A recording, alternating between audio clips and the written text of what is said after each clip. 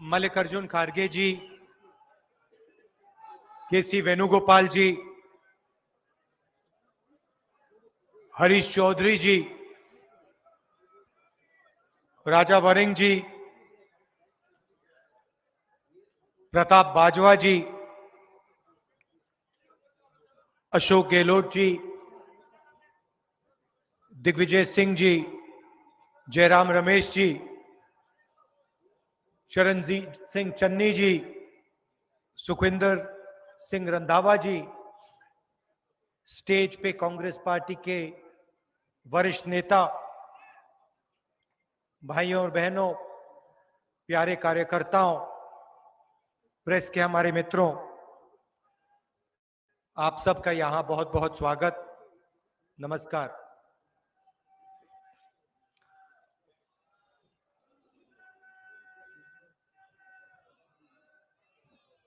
अब 4 महीनों से भारत जोड़ो यात्रा कन्याकुमारी से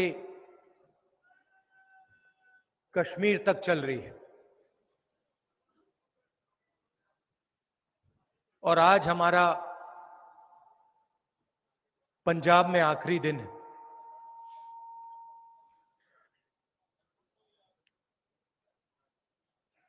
देश में बीजेपी ने, आरएसएस ने नफरत का माहौल फैला रखा है। हिंसा,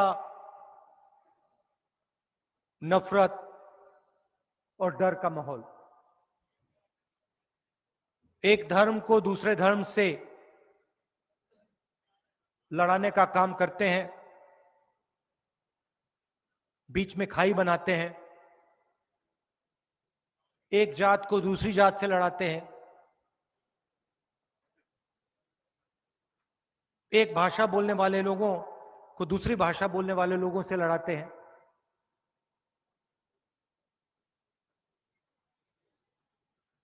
और डर फैलाने का काम करते हैं।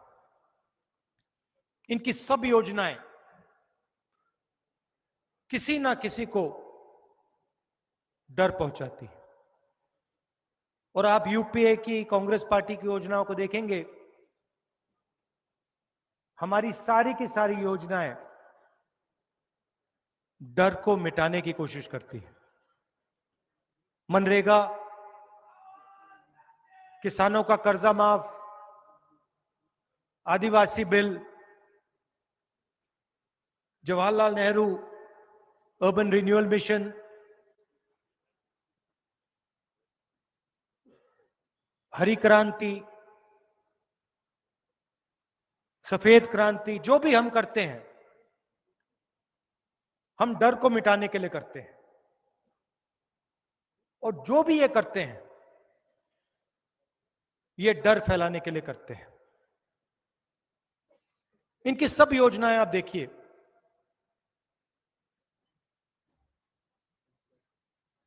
किसानों की तपस्या 4 बजे सुबह उनकी तपस्या शुरू होती है, दिन भर चलती है। बारिश हो, तूफान हो, आंधी हो, किसान तपस्या करता है, देश को भोजन देता है। कुछ ज्यादा सवाल नहीं पूछता, बस ये चाहता है कि इस देश उसकी मदद करे, उसे उसका आदर करे। बाकी लोग बहुत चीजें मांगते हैं, इस देश का किसान कुछ नहीं मांगता। अब बीजेपी ने उनके लिए क्या किया? 3 काले कानून लाए।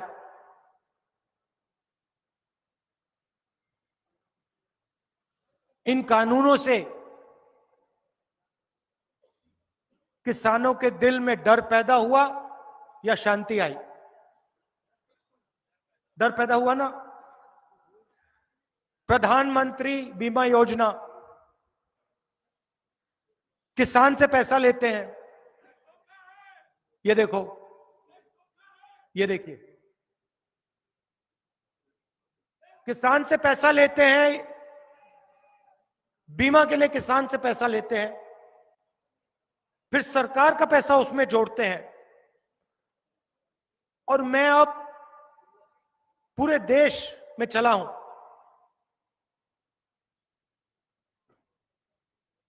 किसी एक किसान ने मुझे नहीं कहा कि भैया जब हमारा नुकसान हुआ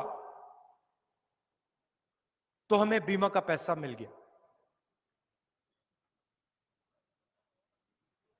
तूफान आता है, आंधी आती है, सूखा पड़ता है,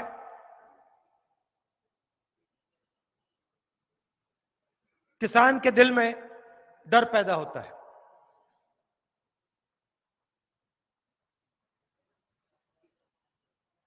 उसको कम करने के बजाय बीजेपी उसको बढ़ा देती है। पूरे देश में, हर प्रदेश में, कभी आप इन सड़कों पे 4 बजे सुबह चलोगे तो आपको इन सड़कों पे युवा दौड़ते हुए दिखेंगे। आर्मी के लिए तैयारी करते हैं, नेवी के लिए, एयरफोर्स के लिए, सीआरपीएफ, बीएसएफ के लिए तैयारी करते हैं, रनिंग करते हैं। आपने देखे ना? तिरंगे की रक्षा करना चाहते हैं। सोचते हैं कि सेना में जाएंगे, देश की रक्षा करेंगे और देश हमारी रक्षा करेगा। कैसे रक्षा करेगा? पेंशन देके, 15 साल की सर्विस देके, अगर कोई शहीद हुआ तो उसके परिवार की रक्षा करके।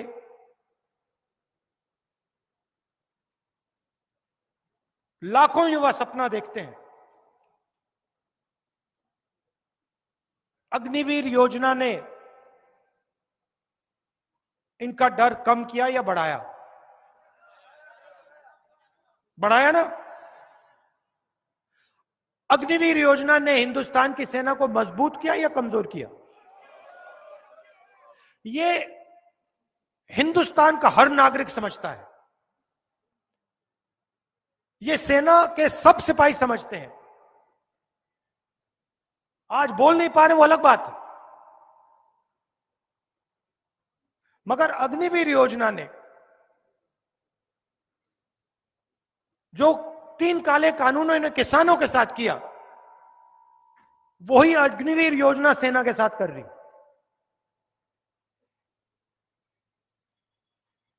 लुधियाना स्मॉल और मीडियम मैन्युफैक्चरिंग का सेंटर हुआ करता था। चाइना से मुकाबला करता था। एक मेड इन चाइना हुआ करता था, दूसरा मेड इन लुधियाना होता था। Auto parts, textiles, cycle, Jalandhar में स्पोर्टिंग गुड्स, पूरी दुनिया में आप भेजते थे।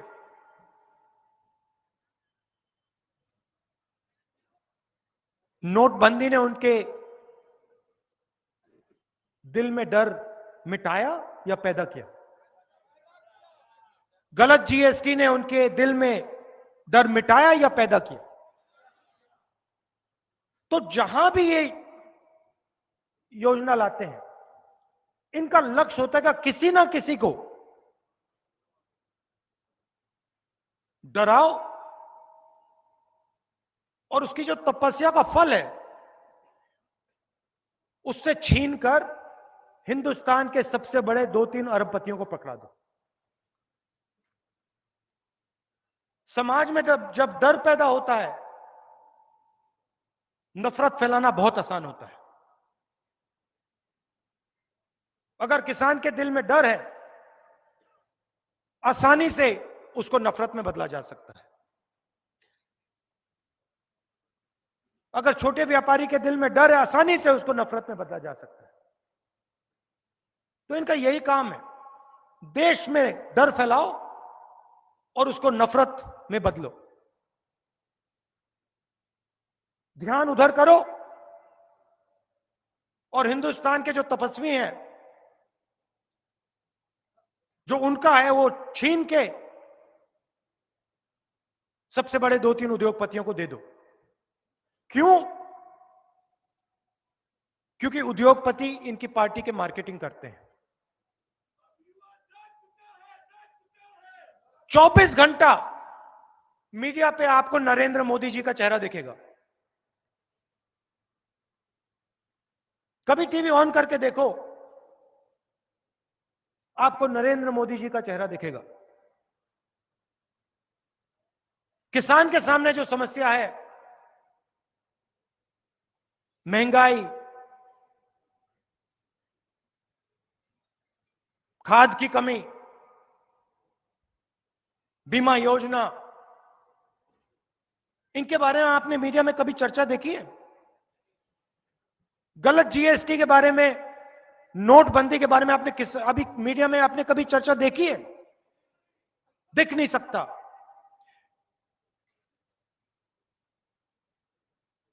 क्योंकि इनका लक्ष्य, और इनकी गलती नहीं है, जो यहां है इनकी गलती नहीं है, जो इन मीडिया हाउसेस को कंट्रोल करते हैं, उनका लक्ष्य सच्चे मुद्दे पर हिंदुस्तान का ध्यान ना चला जाए। 24 घंटा यही करते हैं। क्यों? क्योंकि आपकी जेब काटी जा रही है। जेब कतरा जब जेब काटता है, सबसे पहले वो अकेला नहीं आता, 2-3 लोग आते हैं। पहला काम क्या करता है वो? पहला काम वो आपके ध्यान को कहीं और ले जाएगा, और जैसे आपका ध्यान उधर गया वैसे आपकी जेब काटेगा। सही है ना? कभी कभी जेब कतरे ने ये तो नहीं कहा भैया अपनी पॉकेट को देखो, अपने बटुए को देखो, कभी नहीं कहेगा। कहेगा देखो उधर देखो, देखो उधर देखो, ऐश्वर्या राय की ओर देखो, शाहरुख खान की ओर देखो, विराट कोहली की ओर देखो, हिंदू मुस्लिम की बात करो। और जैसे उधर ध्यान गया, फटाक पीछे से गई। तो ये कर रहे हैं, ये जेब कतरा 1000, 2000, 5000 रुपए चोरी करता है, ये लाखों करोड़ रुपए हिंदुस्तान की जनता से छीन लेते हैं। इसलिए हमने ये भारत जोड़ो यात्रा शुरू की, महंगाई के खिलाफ, बेरोजगारी के खिलाफ, नफरत के खिलाफ हिंदुस्तान को जोड़ने की यात्रा। आपने इतना प्यार दिया, इतनी मदद की, मैं आपको यहां 2 घंटे 3 घंटे बोलूं तब भी नहीं समझा पाऊंगा। आपने कितनी स्ट्रेंथ दी हमें। सड़क पे कोई गिरता था, चोट लगती थी, एकदम आप मदद करते थे।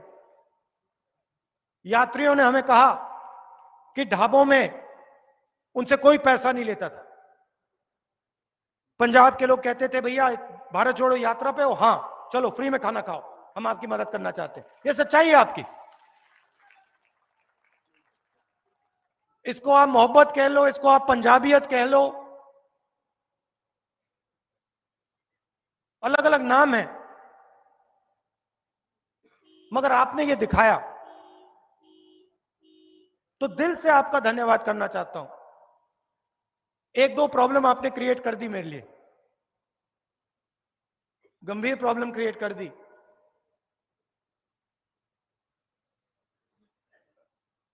अब दिल्ली के परांठे से काम नहीं चलने वाला,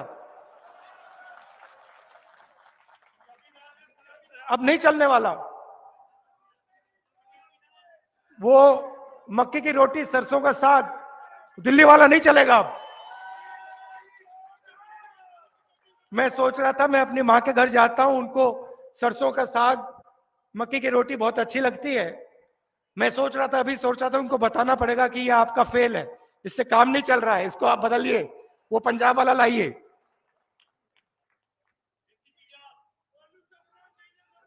तो आप में इनोवेशन भी है, देखो देसी पिज्जा, आप किसी का भी मुकाबला कर सकते हो, और आपका जीने का तरीका आपका है। आपके ऊपर चीजें थोपी नहीं जा सकती। आपकी भाषा है, आपके गुरु हैं, आपकी हिस्ट्री है, आपका इतिहास है, और ये नया नहीं है, ये सालों से चल रहा है।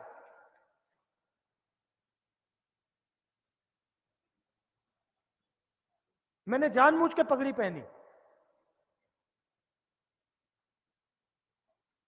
क्योंकि मैं आपको बताना चाहता था कि आपकी जो हिस्ट्री है,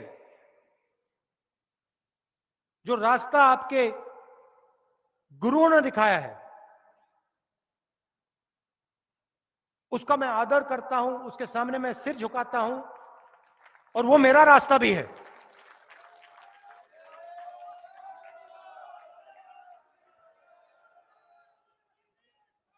और उससे भी मुझे बहुत सीखने को मिलता है, हर रोज सीखने को मिलता है।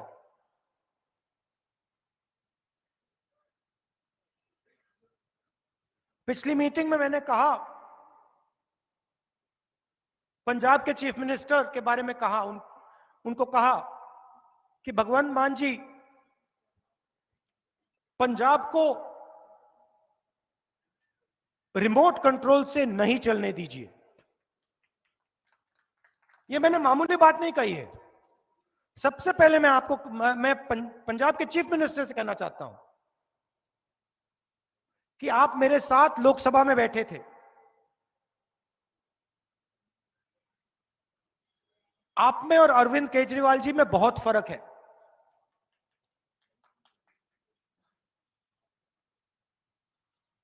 आपकी मैं रिस्पेक्ट करता हूं, मैं कांग्रेस पार्टी के स्टेज से कह रहा हूं, मगर पंजाब को दिल्ली से नहीं चलाना चाहिए। मैं आपको बताता हूं मैं क्यों कह रहा हूं। एक कार्यकर्ता है,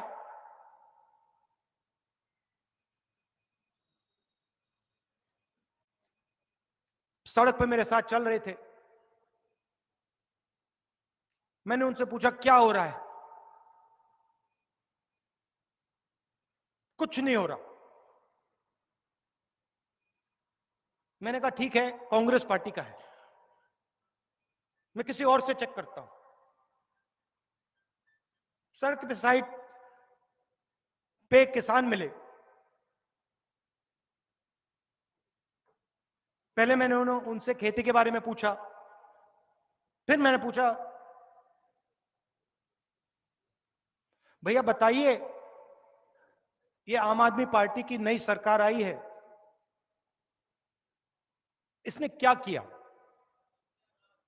नहीं, उसका उसका जवाब था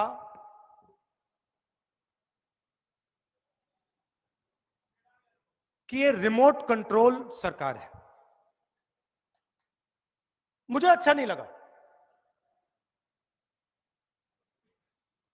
आम आदमी पार्टी से कांग्रेस पार्टी पंजाब में लड़ेगी, हम आपको हराएंगे, वो अलग बात है, वो अलग बात है। मगर अगर ये किसान कहे रिमोट कंट्रोल सरकार है, और मैं पूछूं रिमोट कंट्रोल मतलब, और वो कहे राघव चड्ढा मतलब आरसी, तो ये सही बात नहीं है। यहां पे कांग्रेस पार्टी के नेता खड़े हैं, बैठे हैं।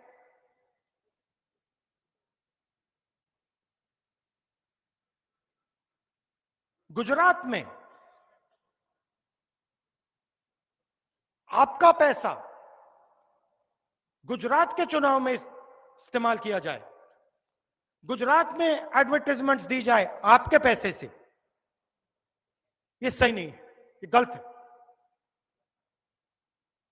ये पंजाब के लोगों का पैसा है। और मैं फिर से कहता हूं कि भगवंत मान जी मुझे अच्छे लगते हैं, मगर पंजाब को पंजाब से चलाना चाहिए।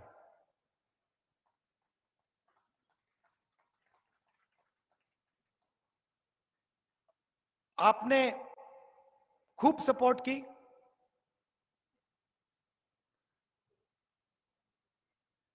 नफरत के बाजार में आप सब ने मोहब्बत की दुकान खोली।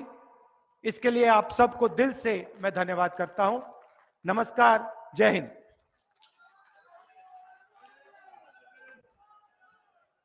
यात्रा शुरू हो जाएगी। अभी से सभी लोग सड़कों पर चलने के लिए तैयार हो गए हैं। जो बैठे हैं उनसे भी मैं निवेदन करना चाहता हूं कि 4:30 बजे भारत जोड़ो यात्रा में आप सभी शामिल हो जाओ।